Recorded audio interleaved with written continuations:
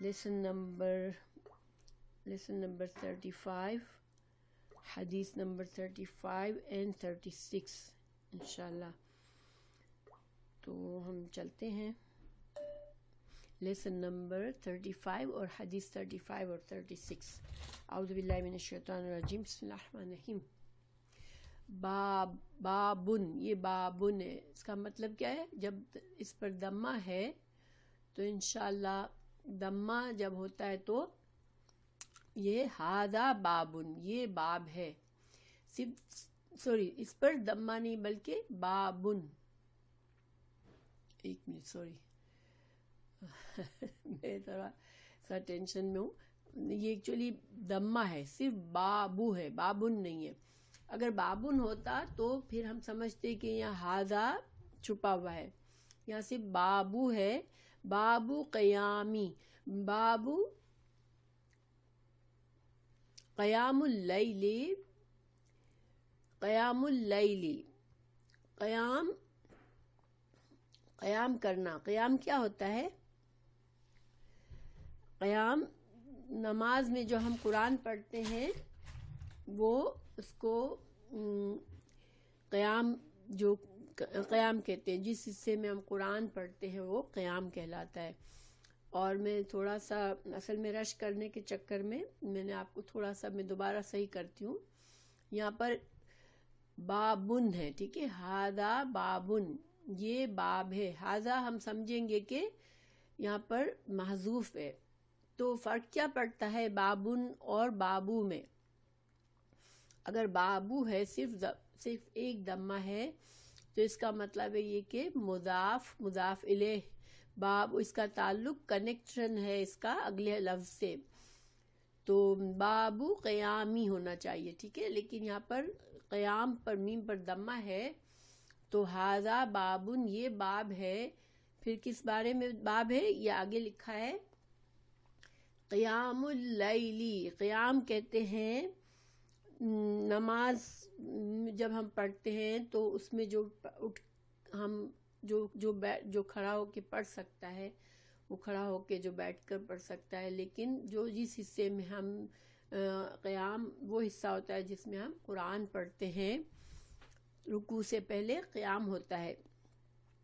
تو قیام اللیلی، رات کا قیام، القدری، لیلۃ القدر، یہ مضاف الیہ ہے. تو قدر کی رات، لیلۃ القدر ہم سب جانتے ہیں شب قدر کا نام ہے. من الایمان، تو باب کیا ہو گیا کہ شب قدر کی بیداری، عبادت گزاری بھی ایمان ہی کا حصہ ہے. اب دیکھیں تھوڑا سا پیچھے والے ابواب سے اس کا تعلق اگر ہم دیکھتے ہیں تو امام بخاری نے کتاب الایمان میں بنیادی طور پر کتاب الایمان کا موضوع کیا ہے کہ ایمان کیا ہے، ایمان کے امور کیا ہے، یعنی ایمان میں کرنے والے کام کیا ہے، ایمان کے درجات کیا ہیں، اور ایمان اور وہ اعمال جو ایمان کو مکمل کرتے ہیں وہ کیا ہے، یا ایمان ایک ایسی چیز ہے جس میں زیادتی اور کمی ہوتی ہے. یہ ساری باتیں اس کا ٹاپک ہے کتاب الایمان کا، ٹھیک ہے. تو پیچھے جو ہم نے ابھی تک جو کور کیا ہے اس میں امام بخاری نے ایمان کی تعریف بتائی، ایمان کے ارکان بتائے، ایمان کن کاموں سے بڑھتا ہے وہ بتایا، کہ ایمان میں کیا کیا شامل ہے وہ بتایا. پھر کفر کی اقسام بتا کر یہ بتایا کہ کفر جو ہے وہ کفریہ کام کرنا یا گناہ کے کام کرنا ایمان کو نقصان دیتے ہیں، ایمان میں کمی کرتے ہیں. پھر نفاق، پچھلی سبق میں نفاق کے بارے میں ہم نے پڑھا کہ نفاق کی نشانیاں بتائیں. اور نفاق جو ہے ہم سب سمجھتے ہیں کہ نفاق جو ہے وہ انسان کے دل میں ایمان نہ ہو، صرف وہ بظاہر ایمان کا دعویٰ کر رہا ہو. تو اس کی پہچان کی کچھ نشانیاں بتائیں، علامات بتائی، کیونکہ نفاق جو ہے وہ ایمان کے منافی ہے. تو اس لیے ایمان کو سمجھنے کے لیے نفاق کی نشانیاں بتائی، اور اس کا مقصد یہ تھا کہ ہم اپنے ایمان کو دیکھیں. میرے اندر منافقوں والی اگر کوئی صفات ہے تو اس کا مطلب یہ میرے ایمان کو نقصان دینے والی چیزیں میں ان کو نکال دوں اپنے اندر سے. تو نفاق کی نشانیاں بتائی، نفاق والی صفات بتائی جو کہ منافق کے اندر ہوتی ہیں. پھر جو ہے اب جو ہے آج کی ہم حدیث پڑھیں گے. اس میں امام بخاری ایمان کی علامات کے کام بتا رہے ہیں، یعنی کون سے کام ایسے ہیں جو ہم کرتے ہیں جس سے خود ہمیں بھی احساس ہوتا ہے کہ الحمدللہ ہمارا ایمان اچھا مضبوط جا رہا ہے، اور لوگوں کو بھی ہم اگر کرتے ہوئے دیکھتے ہیں تو ان کے بارے میں ہمارا گمان اچھا ہوتا ہے کہ یہ لوگ مومن ہیں، یہ ایمان والے لوگ ہیں. تو آج کے باب میں وہ باتیں بتا رہے ہیں جس سے ایمان کی علامات ظاہر ہوتی ہیں. جب انسان یہ اعمال کرتا ہے تو اس کے ایمان کا پتہ چلتا ہے. تو اب اس میں آج جو ہمیں باب باندھا ہے امام بخاری نے وہ یہ ہے کہ قیام اللیل جو ہے وہ بھی اصل میں ایمان کو ظاہر کرتا ہے. انسان اگر قیام اللیل کرتا ہے تو اس کے ایمان کو ظاہر کرتا ہے. اور اس طرح ایک طرح سے امام بخاری نے جو غلط عقائد والے جو گروہ تھے مرجیہ اور کرامیہ، ان کے عقائد کو باطل بھی قرار دیا، کیونکہ ان کے عقائد میں ایمان کا اعمال سے کوئی تعلق نہیں ہے، نیک اعمال سے ایمان کا تعلق نہیں ہے، نہ ایمان گھٹتا ہے نہ بڑھتا ہے.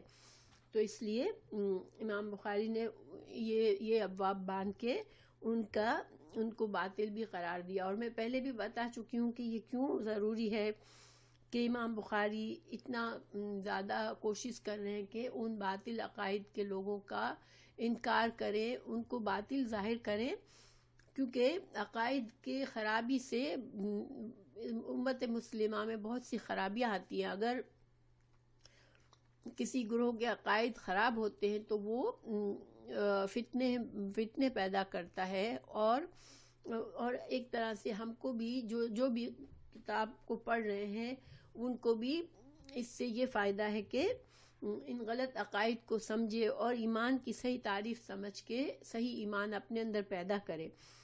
تو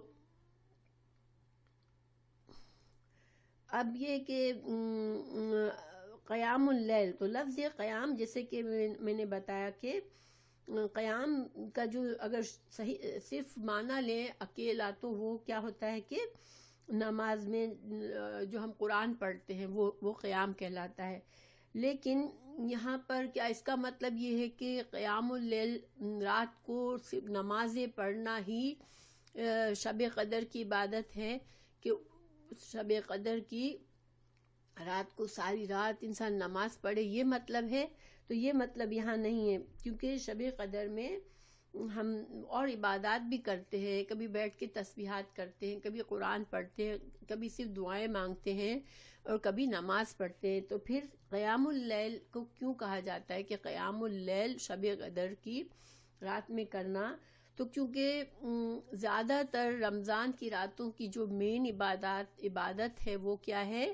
اللہ سبحانہ تعالیٰ نے اس کو جس کو زیادہ اہمیت دیا ہے وہ کیا ہے کہ نفلی نمازیں پڑھنا. ٹھیک ہے، اور نفلی نمازوں میں قرآن زیادہ سے زیادہ پڑھنا، لمبی آیات پڑھنا جس میں قرآن کی تلاوت زیادہ سے زیادہ کی جائے، وہ اللہ سبحانہ تعالیٰ کو رمضان کی عبادات، رمضان کی راتوں کی عبادات میں اللہ سبحانہ تعالیٰ کو بہت پسند ہے.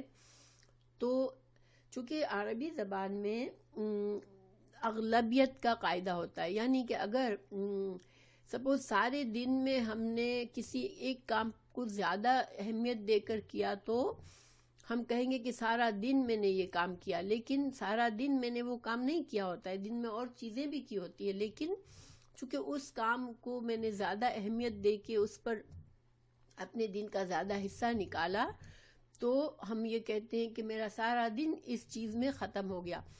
تو اسی طرح ہے کہ ساری رات تو ہم نے نمازیں نہیں پڑھی، لیکن اور بھی عبادات کی اور اقسام بھی کی ہم نے، لیکن چونکہ مین عبادت جو ہے وہ رات میں قیام کرنا، نفلی نمازیں پڑھنا ہے، اس لیے اس کو کہا گیا کہ شب قدر کی جو میں انسان جو رات کو اٹھ کے عبادات کرتا ہے وہ اس سے وہ ایمان کو شو کرتا ہے۔ اچھا، اب دیکھیں اگر ہم پچھلے باب سے کمپیئر کریں، نفاق کے باب نشانیاں اور اب یہ ایمان کی نشانیاں بتائی جا رہی ہیں، تو یہ اصل میں اس لیے نہیں کہ ہم دوسروں کو جج کریں، زیادہ تر یہ ہمارے لیے ہے۔ تو جیسے کہ نفاق جو ہے وہ ہمارے ایمان کے لیے ایسا ہی ہے جیسے کہ اگر ہم ایک باسی کھانا کھا لے جو کہ خراب ہو چکا ہے تو وہ ہمارے پیٹ کو خراب کرے گا، ہمارے جسم میں برے اثرات پیدا کرے گا۔ اسی طرح منافقت کی جو بھی صفات ہیں وہ انسان کے ایمان کو اسی طرح خراب کرتی ہے، ٹھیک ہے۔ گویا کہ ہم کو اپنے ایمان کی صحت کا خیال رکھنا ضروری ہے، اور ہمارے اندر جو بھی بری عادتیں ہیں جو کہ قرآن اور حدیث سے ہمیں منافقت کی صفات بتائی گئی ہیں تو ان سے ہمیں دور رہنا چاہیے تاکہ ہمارا ایمان جو ہے وہ صحت مند رہے۔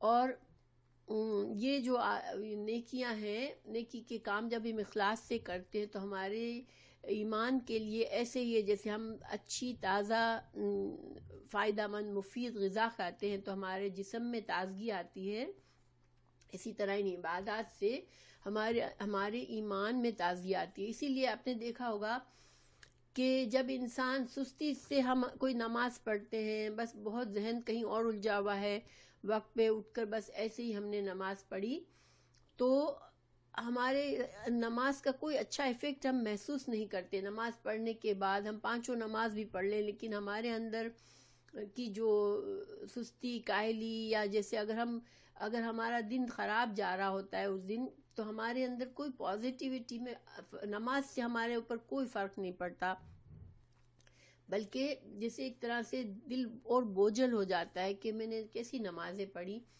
کہ نہ میرا دھیان تھا اس میں، نہ میں نے وقت کی خیال کیا، بالکل لاسٹ وقت پہ جب وقت ختم ہو رہا ہے جب تیزی سے پڑھ لی۔ تو لیکن جب ہم اچھی سے عبادات کرتے ہیں پورے کانشیسنیس کے ساتھ تو وہ ہمارے ایمان کے لیے کو جیسے جگمگا دیتا ہے، اور ہمارے اندر اور اچھی ہمارے اندر خود ایک اور عبادات کی توفیق آتی ہے اور اچھے کام کے لیے انرجی آتی ہے۔ اسی لیے رمضان میں ماشاءاللہ رمضان میں ہم سب فیل کرتے ہیں کہ ہم بہت اچھے کام کرنے کو دل چاہتا ہے اور سستی تاری نہیں ہوتی ہم پر۔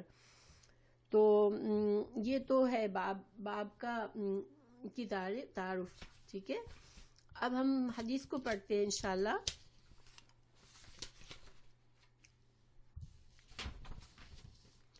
حدثنا ہم سے بیان کیا ابو الیمان نے، قال انہوں نے کہا، اخبرنا شعیب نے ہمیں بتایا، قال کہا، حدثنا ابو الزناد عن العارج ان کو ابو الزناد نے عارج سے بیان کیا، عن ابی ہریرہ ان کو ابو ہریرہ نے بیان کیا، قال رسول اللہ صلی اللہ علیہ وسلم من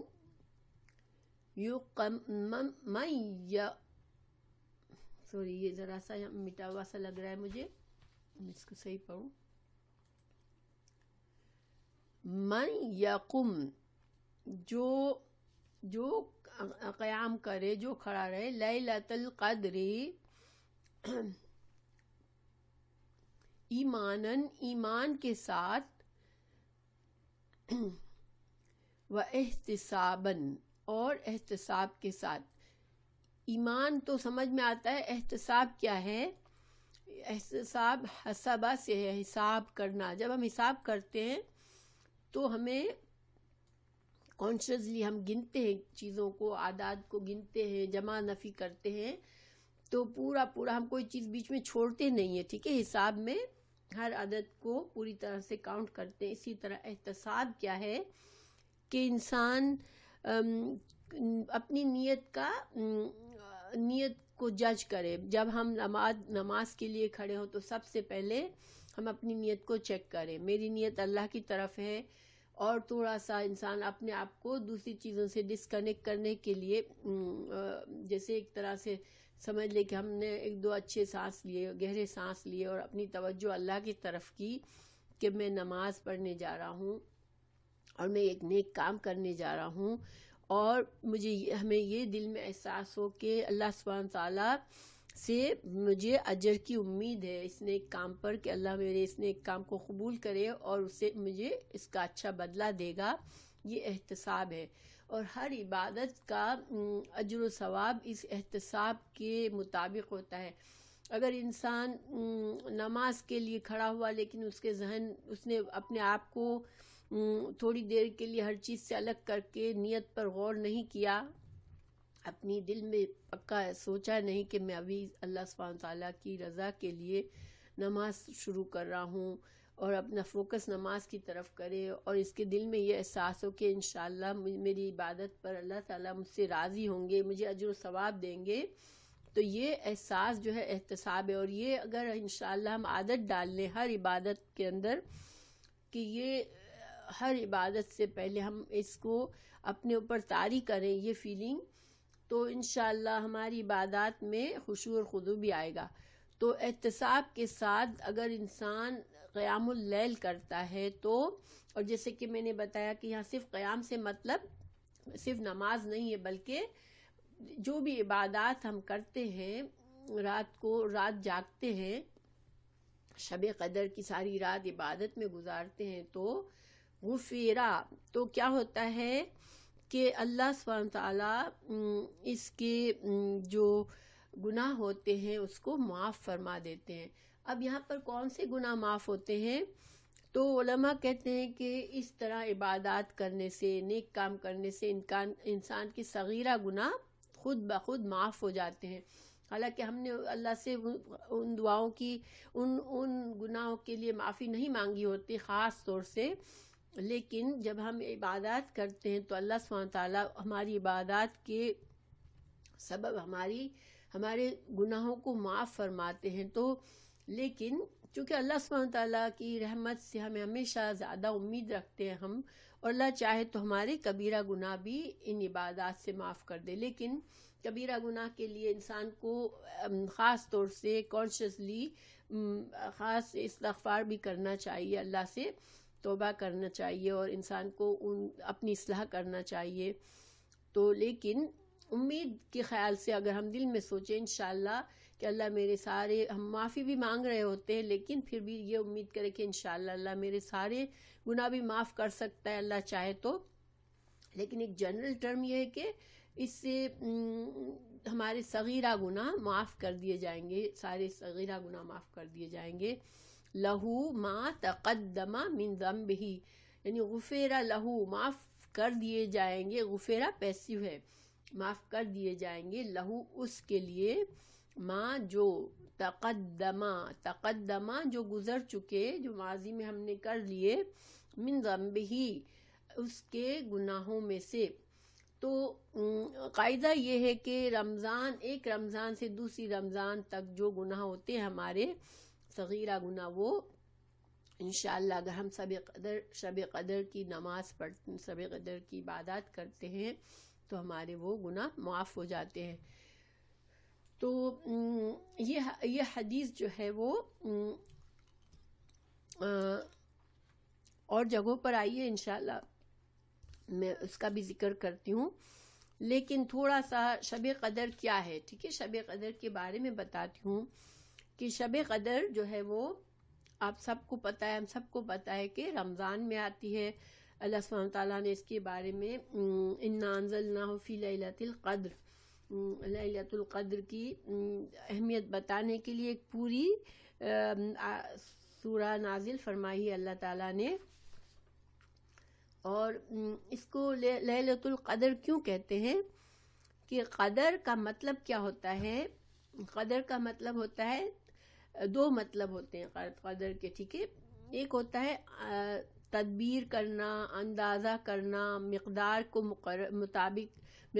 مقرر کرنا کسی چیز کے لیے، اور معین کرنا، کسی کام کا تعین پورا کرنا کہ مجھے اتنا کام کرنا ہے، یا تیار کرنا، یہ سارے ایک مطلب ہی ہے، یعنی کہ ایک مطلب تو یہ ہے، اس میں یہ سارے آ جاتے ہیں، اور دوسرا مطلب ہے اس تعظیم کرنا کسی چیز کی.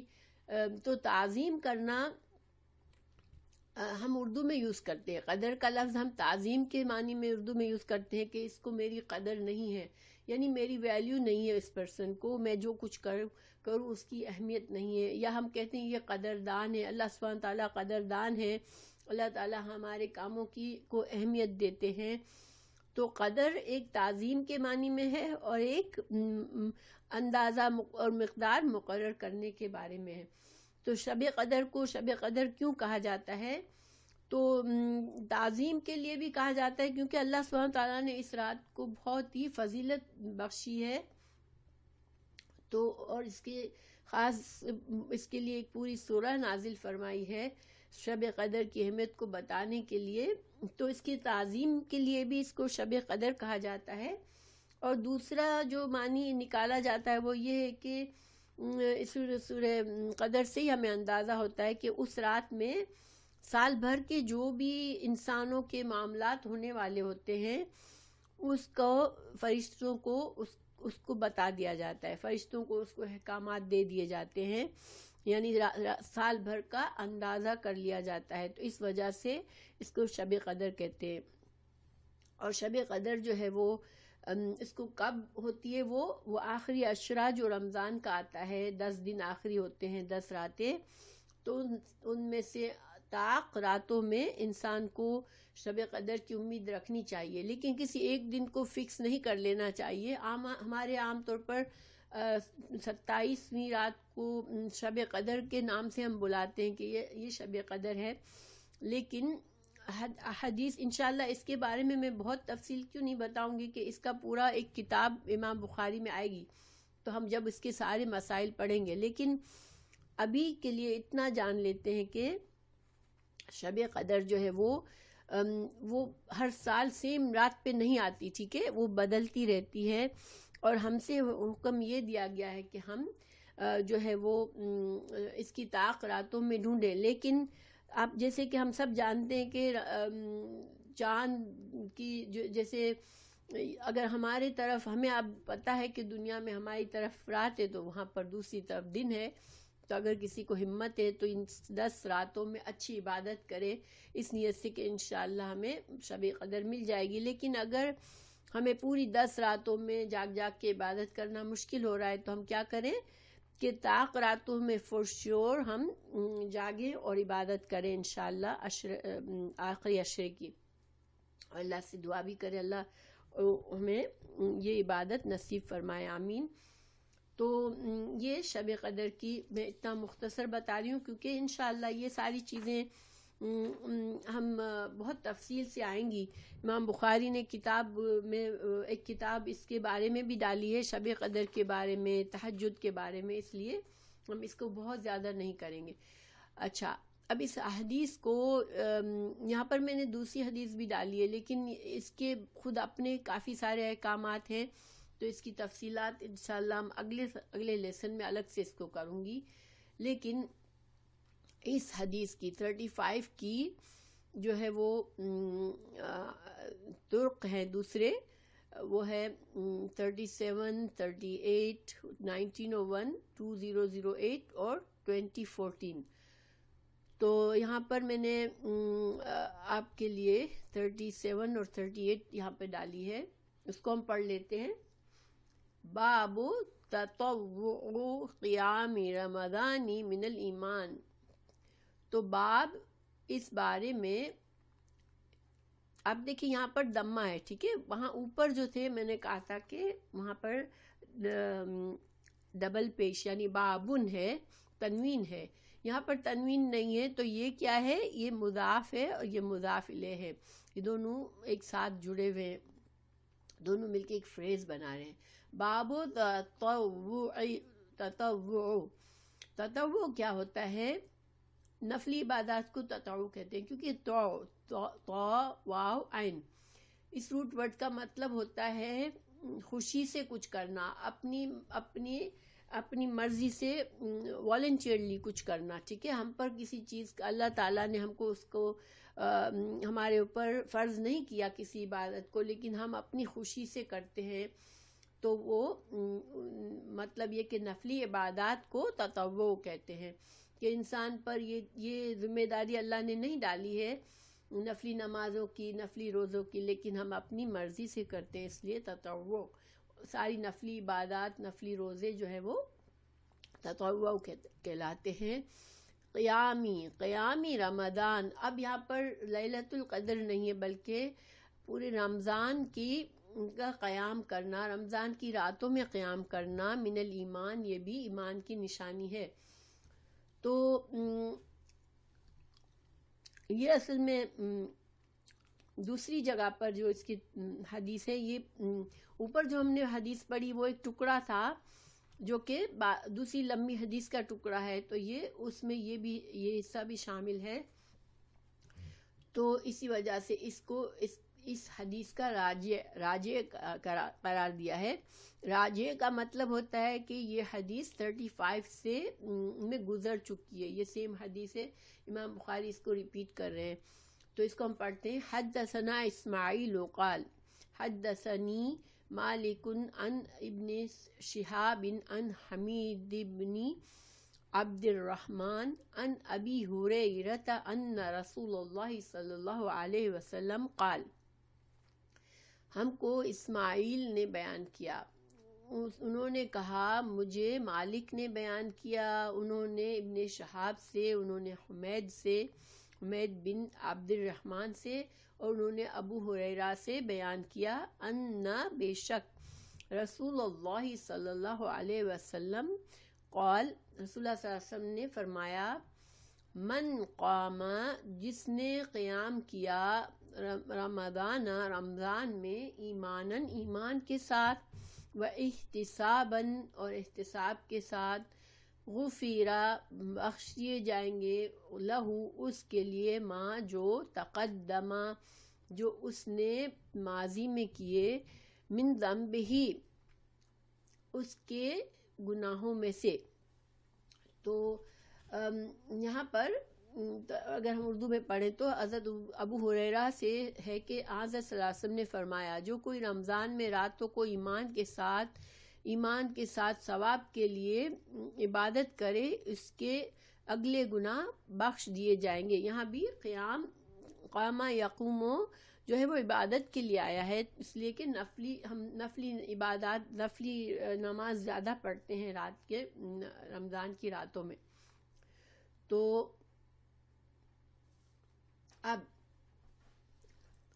اس کے بارے میں ہم تھوڑا سا ہم اگلی حدیث بھی پہلے پڑھ لیتے ہیں. باب الصومی رمضان، باب رمضان کے روزے رکھنا، احتساباً، احتساب کے ساتھ، ثواب کی نیت سے، من الایمان، ایمان میں سے. اور دیکھیں کوئی بھی عبادات ہے، نفلی ہو یا فرضی، نیت ضروری ہے، اور نیت کہاں ہوتی ہے؟ انسان کے دل میں ہوتی ہے. انسان اس عبادت کی شروع کرنے سے پہلے اپنے آپ کو تھوڑا سا دماغ کو فارغ کرے اور خیالات سے، اور دل میں ارادہ کرے کہ میں جو ہوں یہ عبادت اللہ کی رضا کے لیے کر رہا ہوں، یا یہ عبادت میں فرض ادا کرنے کے لیے کر رہا ہوں. تو اب خالص نیت کے ساتھ رمضان کے روزے رکھنا ایمان کا جز ہے، ٹھیک ہے. حدثنا ابن سلام، ہمیں بیان کیا ابن سلام نے، قال اخبرنا محمد بن فضیل، انہوں نے کہا ہمیں محمد بن فضیل نے خبر دی. حدثنا یحییٰ بن سعید عن ابی سلمہ، یحییٰ بن سعید نے ابو سلمہ سے، اور انہوں نے ابو ہریرہ سے بیان کیا. قال، حضرت ابو ہریرہ نے کہا، قال رسول اللہ صلی اللہ علیہ وسلم، رسول اللہ صلی اللہ علیہ وسلم نے فرمایا، من صاما، جو روزے رکھے، جس نے روزے رکھے، رمضان کے، ایماناً، ایمان کے ساتھ، و احتساباً، اور نیت کی درستگی اور ثواب کی نیت سے، غفر لہو، بخش دیے جائیں گے اس کے لیے، ما تقدمہ، جو پہلے گزر چکے، جو اس کے ماضی کے گناہ ہیں، ان من ذنبہ، اس کے گناہوں میں سے. تو جیسا کہ ایک رمضان سے دوسری رمضان تک اگر ہم صحیح عبادات کرتے ہیں تو ہماری رمضان کی عبادات ہمارے سارے سال کی گناہوں کو معاف کروا دیتے ہیں. اور وہ جیسے کہ میں نے کہا کہ صغیرہ گناہ معاف ہو جاتے ہیں، اور اللہ سبحانہ تعالیٰ چاہے تو کبیرہ گناہ بھی معاف کر سکتے ہیں. تو اب یہاں پر یہ تو رمضان کے روزے کی بات ہے اس میں، اور پچھلی حدیث میں قیام اللیل کی بات تھی. تو پھر یہ اس کی راجع کیسے ہو گئی؟ یہاں پر امام بخاری نے کہا ہے راجع 35. تو یہ اس لیے کہ یہ جو حدیث نمبر دوسری ہے، حدیث نمبر 2014، جو کہ آلسو اس حدیث کی سے تعلق رکھتی ہے، وہ کیا ہے کہ اس میں دونوں چیزیں ایک ساتھ ہیں. انفارچونیٹلی میں اس فائل میں اس کو ایڈ کرنا بھول گئی ہوں. میں آپ کو الگ سے ای میل میں ڈال دوں گی یہ حدیث، لیکن میں پڑھ کر سناتی ہوں. یہ امام بخاری نے امام بخاری یہاں پر اس حدیث کو کہاں کہاں لائے ہیں. 37 اور 38 ہم نے پڑھ لی. پھر ہے 1901، یہ کتاب الصوم میں لائے ہیں، اور یہ اس کا باب باندھا ہے من صاما، جس نے روزے رکھے رمضان میں ایمان کے ساتھ، و احتساباً و نیتاً. تو یہاں پر امام بخاری نے یہ جو حدیث 1901 لائے ہیں وہ کتاب الصوم میں لائے ہیں، اور باب کا کیا رکھا ہے نام، کہ جو شخص رمضان کے روزے ایمان کے ساتھ ثواب کی نیت کر کے رکھے گا اس کا ثواب کیا ہے. ٹھیک ہے، یہ مطلب ہے باب میں وہ بتانا چاہ رہے ہیں کہ ایسے شخص کا ثواب کیا ہے. تو یہ حدیث بھی لائے ہیں، گویا کہ اس کا ثواب کیا ہے کہ اس کے گناہ معاف کر دیے جائیں گے. تو حضرت شاہ ولی اللہ کا قول ہے اس کے بارے میں کہ کیونکہ گناہ کیوں معاف کر دیے جائیں گے، کیونکہ انسان درست نیت سے روزہ رکھتا ہے تو اس کی ہر گناہ کے کام سے حفاظت کرتا ہے. دیکھیے، جب ہم روزہ ایک ایسی عبادت ہے جس میں صرف کھانا نہیں بند کرتے، بلکہ اس دن ہم کانشیسلی ہر چھوٹے بڑے گناہ سے بچتے ہیں، اپنے آپ کو بالکل سارا دن ہمارا دھیان اللہ کی طرف ہوتا ہے کہ مجھ سے اللہ کی ناراضگی کا، نافرمانی کا کوئی بھی کام نہ ہو، کیونکہ میں نے روزہ رکھا ہے، اور روزہ بھی ہم اللہ کے لیے رکھتے ہیں. تو گویا کہ روزے میں انسان نہ صرف حلال چیزوں سے رکتا ہے جن سے اللہ نے منع کیا ہے، جیسے کھانا پینا اور شوہر اور بیوی کا تعلق ڈیورنگ دا ڈے، روزے کے دوران وہ تعلق بھی حرام ہے. تو جو عام دنوں میں جو چیز حلال ہے اس کو بھی روزے میں انسان اپنے اوپر حرام کرتا ہے. دوسرا کہ دوسرے بھی جتنے بھی گناہ کے حرام کام ہیں، گناہ کے کام ہیں، ان سے بھی رکتا ہے خود کو. تو چونکہ یہ ایک طرح سے مکمل طور پر انسان اپنے آپ کو باندھ لیتا ہے، یعنی کہ روزہ ایک ایسی عبادت ہے جس میں انسان مکمل طور پر اپنی خواہشات کو پوری طرح سے کنٹرول میں رکھتا ہے. ٹھیک ہے، کہ نہ وہ جھوٹ بولے، نہ غیبت کرے، نہ کوئی بھی ایسا ہلکا چھوٹا بھی گناہ کرے، نہ بڑا کرے، نہ کھانے کا دل چاہے تو کھائے، نہ شوہر اور بیوی کا تعلق قائم کرے. یعنی کہ انسان ایک روزے کی عبادت ایسی ہے جس میں پورا اللہ کا بندہ بن کے رہ رہا ہوتا ہے، کہ اس دن وہ پوری طرح سے اللہ کی فرما برداری کر رہا ہوتا ہے. اسی وجہ سے روزے کا اجر و ثواب بہت زیادہ ہے. انشاءاللہ روزے کا جو کہ الگ سے پوری کتاب ہے تو ہمیں بہت زیادہ اس کے بارے میں ہم بات نہیں کریں گے، لیکن یہاں پر جو کہا گیا کہ اس کے سارے پچھلے گناہ معاف کر دیے جاتے ہیں رمضان کے روزے، تو یہ بہت بڑا اجر و ثواب ہے. جیسے یعنی کہ انسان ہم اتنا زیادہ اگر غور نہ کریں تو دوسری بات ہے، ورنہ ہم ہزاروں گناہ ہم سے سرزد ہوتے ہیں دن میں، اور اگر اللہ سبحانہ تعالیٰ ہمارے سارے گناہ معاف فرما دیں تو یہ ایک بہت بڑا اجر و ثواب ہے. لیکن اس کے علاوہ بھی روزے کے ثواب جو ہے اللہ نے اپنے پاس چھپا کے رکھا ہے. روزہ داروں کا ثواب جو ہے اللہ نے ہمیں یہ بتایا ہے کہ اللہ نے اس کے اجر و ثواب کو اپنے پاس چھپا کے رکھا ہے. تو انشاءاللہ روزہ ہم رکھیں تو یہ خاص طور سے ہمیں احتیاط یہ کرنی ہے کہ روزہ ایسی عبادت ہے جس میں اللہ تعالیٰ نے ہمیں مکمل طور پر اپنی خواہشات کو اللہ کے حوالے کر دیا ہم نے، جو اللہ نے فرمایا وہ ہم نے کر لیا بس۔ پھر اس کے علاوہ یہ حدیث 2008 پر آئی ہے جو کتاب الصلاۃ تو تراویح، نماز تراویح کے اس میں آئی ہے، اور یہ جو ہے نماز تراویح کے بارے میں بھی بہت کچھ آگے آئے گا، اس لیے میں زیادہ نہیں بتاؤں گی، لیکن ایک مختصر سی بات بتاتی ہوں کہ تراویح ہے کیا چیز، ٹھیک ہے، اور تراویح کے بارے میں کیا حکم ہے۔ تو دیکھیں لفظ تراویح جو ہے یہ روح سے ہے کہ آرام، اس کا مطلب کیا ہے کہ راحت حاصل کرنا۔ تو اس کو تراویح کیوں کہا گیا؟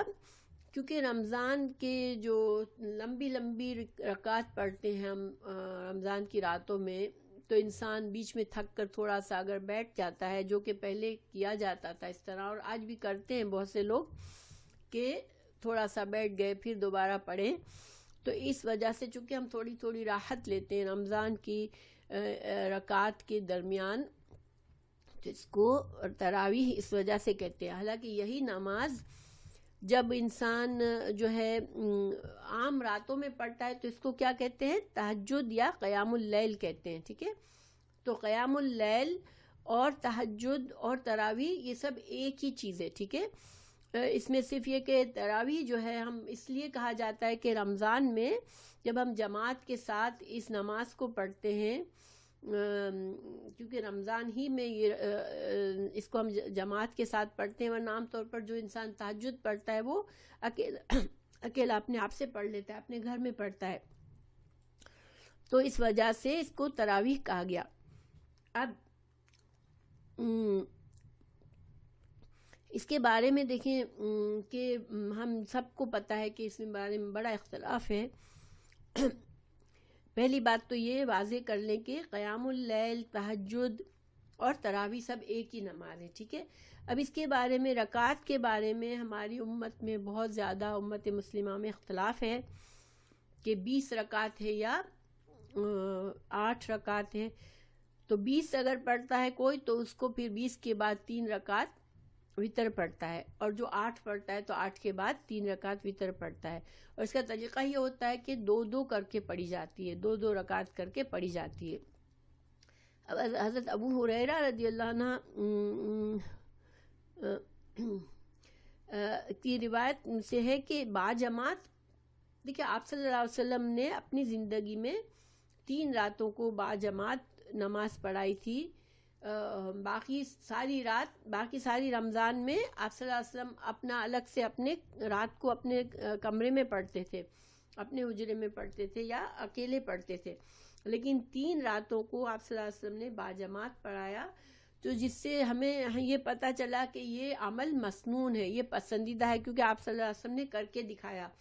آپ صلی اللہ علیہ وسلم نے پوری رمضان میں نہیں کیا، حالانکہ صحابہ کرام انتظار کرتے تھے کہ کاش آپ صلی اللہ علیہ وسلم نکلے اور ہمیں نماز پڑھائیں، مگر آپ صلی اللہ علیہ وسلم نے کیوں نہیں کیا؟ کیونکہ امت پر یہ بھاری نہ پڑ جائے کہ اگر پوری رمضان میں اگر تراویح پڑھاتے تو پھر کیا ہوتا کہ امت کے لیے پھر کائنڈ آف یہ فرض بن جاتا کہ ہر رمضان میں پوری رات اس طرح سے پڑھنا۔ تو اس وجہ سے آپ صلی اللہ علیہ وسلم ہمیشہ امت کی آسانی کا خیال رکھتے تھے، تو آپ صلی اللہ علیہ وسلم نے کم راتوں کو پڑھایا، اور چونکہ آپ صلی اللہ علیہ وسلم نے یہ فرمایا تھا کہ اس کا جو ثواب بہت ہے، اور مگر میں ڈرتا ہوں کہ امت پر مشکل نہ ہو جائے، اس لیے میں نہیں پڑھائی میں نے پورا رمضان میں۔ تو حضرت عمر فاروق نے، چونکہ ان کو آپ صلی اللہ علیہ وسلم کی خواہش پتہ تھی کہ آپ صلی اللہ علیہ وسلم نے یہ چونکہ اس کا اتنا اجر و ثواب ہے کہ آپ صلی اللہ علیہ وسلم امت کو کراتے تاکہ امت کو یہ اجر و ثواب ملتا، مگر آپ نہیں چاہتے تھے کہ جو بیمار ہیں، کمزور ہیں، جن کے لیے مشکل ہے، ان کے اوپر پھر بوجھ آ جائے، اور آپ چاہتے تھے کہ ہم اپنی خوشی سے ہم کریں تو وہ دوسری بات ہے۔ تو حضرت عمر نے اس کو باجماعت اپنے وقت میں کروا دیا، کیونکہ حضرت عمر فاروق کے زمانے میں مسجد میں لوگ پڑھتے تھے جا کر، لیکن کیا ہوتا تھا کہ ایک گروپ ادھر کونے میں پڑھ رہا ہے، ایک گروپ ادھر، لوگ اپنے اپنے انڈیویجولی 2 لوگ 4 لوگ 5 لوگ 6 لوگ اس طرح اپنی جماعت بنا لیتے تھے، یا کچھ لوگ انڈیویجولی پڑھتے تھے، لیکن بہت سے لوگ جمع ہوتے تھے رمضان میں اور نماز میں اور پڑھ رہے ہوتے تھے، تو حضرت عمر فاروق نے اس کو باجماعت پڑھنے کے لیے اجازت دی، ٹھیک ہے۔ لیکن اس میں بڑا اختلاف ہے کہ حضرت عمر نے 20 رکعت کا حکم دیا تھا، اور اسی وجہ سے یہ 20 اور 8 کا وہ ہے۔ تو اس کے بارے میں دیکھیں، جو علماء کہتے ہیں کہ جو حدیث کا حوالہ دیتے ہیں، تو حضرت عائشہ سے جو حدیث ہے وہ صحیح بخاری کی حدیث ہے کہ رسول اللہ صلی اللہ علیہ وسلم نے رمضان ہو یا رمضان کے بغیر جو قیام اللیل کیا ہے اس میں صرف 8 رکعت ہی پڑھے، 8 رکعت سے زیادہ نہیں پڑھی ہیں، اور 8 کے بعد آپ وتر پڑھ لیا کرتے تھے، جو کہ وتر عام طور پر 3 رکعت، آپ صلی اللہ علیہ وسلم سے وتر کی 5 رکعت بھی منسوب ہے، 1 رکعت بھی ہے اور 3 رکعت بھی ہے، لیکن آپ صلی اللہ علیہ وسلم یہ 2 کر کے 8 رکعت قیام اللیل پڑھا کرتے تھے۔ یہ صحیح حدیث بہت ہی اسٹرانگ حدیث ہے، یہ امام بخاری کے اس میں ہے۔ لیکن ایک ضعیف حدیث ہے جو کہ حضرت عبداللہ بن عباس کی ہے، تو حضرت ابن عباس روایت کرتے ہیں کہ رسول اللہ صلی اللہ علیہ وسلم رمضان میں 20 رکعت پڑھتے تھے، اور وتر کے علاوہ یہ وتر کے علاوہ ہوتی تھی۔ تو اس حدیث کے بارے میں علماء نے اس کی تحقیق کی، یہ بخاری یا کسی بڑی حدیث کی کتاب میں نہیں ہے، تو اس کے بارے میں علماء نے یہ ہے سنن کبریٰ بہقی میں ہے یہ روایت، ٹھیک ہے، اور اس کے بارے میں یہ ہے کہ اس کا ایک راوی جو ہے وہ اس کی چین بروکن ہے، اس کی سند بروکن ہے، اس لیے یہ حدیث جو ہے ضعیف ہے۔ اب یہ کہ واللہ عالم، دیکھیں میں یہ سمجھتی ہوں کہ کسی بھی دینی مسئلے میں، عبادت میں بحث اور جھگڑا نہیں ہونا چاہیے، ٹھیک ہے۔ لوگ اس کے دونوں طرف سے بدعت کا ایک دوسرے پر الزام لگاتے ہیں کہ یہ بدعت ہے 8 رکعت پڑھنا، جو لوگ یہ بلیو کرتے ہیں 20 پڑھنی چاہیے، وہ 8 والوں کو بدعت کہتے ہیں کہ یہ بدعت کر رہے ہیں، جو 8 پڑھ رہے ہیں وہ 20 والوں کو بدعت کہتے ہیں۔ لیکن جو میرا جو وہ ہے کہ میں یہ سمجھتی ہوں کہ دیکھیں، انسان اللہ سبحانہ تعالیٰ سے اچھی امید رکھے، کوشش کرے کہ زیادہ سے زیادہ اگر مجھے مضبوط دلیل ملتی ہے تو میں اس پر عمل کروں۔ تو میں پرسنلی 8 پڑھتی ہوں، ٹھیک ہے، کیونکہ حضرت عائشہ کی جو حدیث ہے وہ بہت اسٹرانگ حدیث ہے، صحیح حدیث ہے۔ لیکن اگر کوئی 20 پڑھتا ہے تو ٹھیک ہے، پڑھے، اللہ سبحانہ تعالیٰ سے اچھی امید رکھیں کہ اللہ تعالیٰ اس کو اس کا اجر دے گا، ہم کو ہماری نیت کا اجر ملے گا، اس کو اس کی نیت کا اجر ملے گا۔ لیکن ایک دوسرے پر الزام لگانا، ایک دوسرے کو برا بھلا کہنا اور اختلاف کرنا، جھگڑے کرنا، یہ اسلام میں مناسب نہیں ہے۔ مگر یہ ہے کہ جن احکامات میں، جن فقہی مسائل میں اختلاف ہوتا ہے، تو مجھے پرسنلی یہ ہوتا ہے کہ میں کوشش کرتی ہوں کہ میں اس میں زیادہ تحقیق کروں کہ بھئی ان کے دلائل کیا ہیں، کیوں اختلاف کی وجہ کیا ہے، اور پھر جب مجھے کوئی اسٹرانگ دلیل مل جاتی ہے تو میں اپنا عمل صحیح کر لیتی ہوں کہ نہیں ٹھیک ہے، یہ فلاں امام، چاروں امام کی میں عزت کرتی ہوں اور چاروں کی کرنی چاہیے، کیونکہ اللہ نے ان کو عزت دی ہے، اللہ نے ان کے کام کو ثابت رکھا ہے، اور اللہ تعالیٰ قیام جیسے کتنے سال ہو گئے ان کو دنیا سے رخصت ہوئے، اگر لوگ ان سے فائدہ اٹھا رہے ہیں تو یہ ایک اچھی علامت ہے۔